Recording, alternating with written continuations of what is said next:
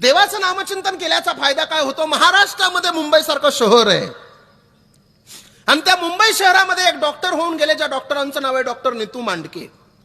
Doctor Neetu Mandke म्हणजे हृदयरोग तज्ञ माणूस. बाळासाहेब ठाकरेंच्या हृदयावर यशस्वी पद्धतीने शस्त्रक्रिया करणारा माणूस म्हणजे डॉक्टर नीतू मांडके. ज्या ज्या लोकांना हृदयरोग होत होता ती माणसं नीतू मांडकेकडे मुंबईला जायचे आणि बरे होऊन घरी माघारी यायचे. महाराष्ट्रातल्या प्रत्येक कानाकोपऱ्यातून लोक मुंबईला जायला लागले हृदयरोगी. अहो, महाराष्ट्रातले नाही, आता देशातले जायला लागले. देशातले नाही तर संपूर्ण जगातली लोक, अमेरिका, जपान, जर्मनी, फ्रान्स अशा वेगवेगळ्या देशातून लोक मुंबईला यायला लागली. ज्याला हृदयरोग होता ती माणसं मांडकेकडे यायची, साहेबांकडे येऊन बरे होऊन घरी जायची. हृदयरोगावर एकमेव डॉक्टर आणि एकमेव इलाज करणारा माणूस म्हणजे डॉक्टर नीतू मांडके होता. पण नीतू मांडके साहेबांच्या जीवनामध्ये नीतू मांडके साहेबांचा एक दुर्गुण होता. नीतू मांडके साहेबांना कर्मावर विश्वास होता, पण देव त्यांना मान्य नव्हता. एक दिवशी दिल्ली सरकारनं असं ठरवलं की मांडके साहेबाचं काम चांगले. महाराष्ट्रातल्या मुंबई शहरामध्ये एक हृदयरोग तज्ञ माणूस त्या ठिकाणी नीतू मांडके साहेब आहेत. कार्य अत्यंत सुंदर आहे, महान आहे. या भारत देशाची मान त्यांच्यामुळे उंचावलेली आहे. एक काम करा, त्यांना सत्कार द्या, त्यांचा सत्कार करा, त्यांना बोलवा म्हणून दिल्लीला बोलवण्यात आलं. दिल्ली सरकारने एक पत्र काढलं. त्या पत्रामध्ये लिहिलं, मांडके साहेब आपलं कार्य फार महान आहे, आपल्या कार्य पाहून दिल्ली सरकारला आपला अभिमान आहे, म्हणून दिल्ली सरकारनं तुमचं सत्कार करायचं आयोजन केलेलं आहे. बरोबर सकाळी 10:30 वाजता या आणि सत्काराचा मानकरी व्हा. मांडके साहेबांना पत्र वाचलं, डोळ्यातलं पाणी गालावर आलं. अरे, एवढ्या दिवस झाला मी चांगलं कार्य करतोय, त्या कार्याची पावती माझ्या देशानं माझी दखल घेतली म्हणून मांडके साहेबाला आनंद झाला. उद्या सकाळी 10:30 वाजता दिल्लीला सत्कार आहे म्हणून आज रात्री 9 वाजता मांडके साहेब विमानामध्ये मुंबईवरून बसले. विमान दिल्लीच्या दिशेने उडालं. परंतु जसा मांडके साहेबांना देव मान्य नव्हता तसा देवाला सुद्धा साहेबांचा सत्कार मान्य नव्हता. त्या विमानामध्ये कुठलातरी बिघाड झाला आणि ते विमान एका आपत्कालीन ठिकाणी लँडिंग करण्यात आलं, उतरवण्यात आलं. जिथं विमान उतरवलं होतं तिथं घडीमध्ये पाहिलं रात्रीचे 2 वाजलेले आहेत. चौकशी केंद्राकडे गेले, इथून पुढे दिल्लीला जायला विमान किती वेळाने? तपासाअंती कळालं की इथून पुढे दिल्लीला जायला विमान 10 तासाने. रात्रीचे 2 वाजले.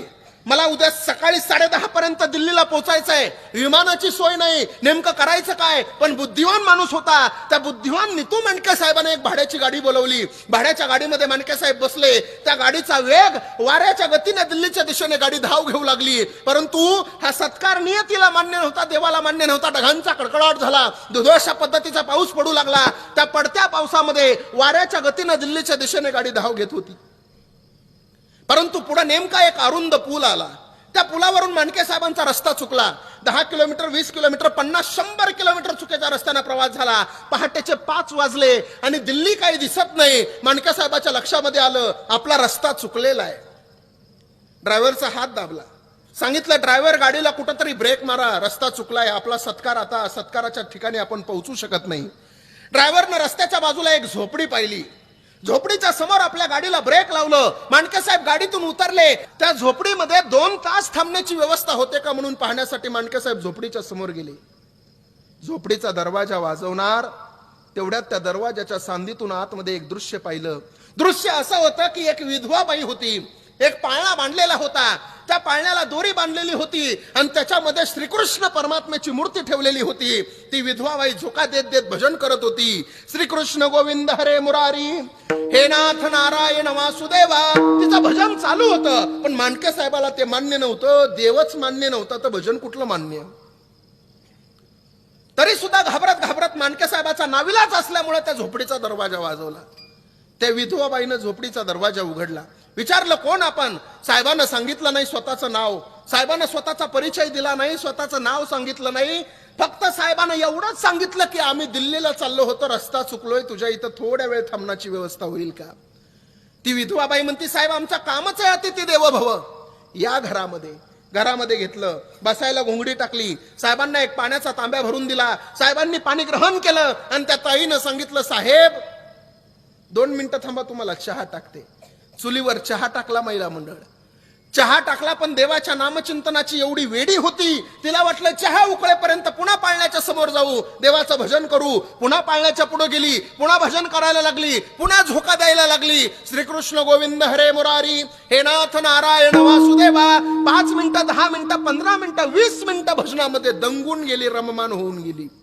अचानक लक्षामध्ये आलं कोणीतरी पाहुणा आलाय, चुलीवर चहा टाकलाय, पुन्हा उठली, धावत धावत चुलीकडे गेली, पाहिलं तोपर्यंत सगळा चहा जळून गेलेला होता.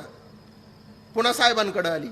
साहेबाला काय म्हणली माहितीये? साहेब 2 मिनिटं थांबा, तुम्हाला दुसरा चहा टाकते. आता मात्र साहेब तिला म्हणले, ए ताई, मला तुझ्या घरचा चहा आता प्यायचा आहे, पण माझ्या अगोदर 2 प्रश्नाची उत्तरं मला मिळाली तर मी चहा पिणार आहे. ती ताई म्हणली, साहेब तुमचं नाव तरी सांगा.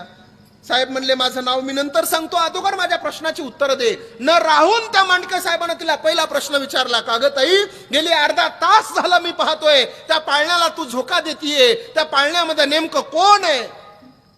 त्यावेळेस त्या ताईनं सांगितलं, साहेब त्या पाळण्यामध्ये माझा श्रीकृष्ण परमात्मा आहे. साहेबांना दुसरा प्रश्न विचारला, ए ताई, अगं या जगामध्ये देवच नाही, कशाला तू त्या देवाची भक्ती करते?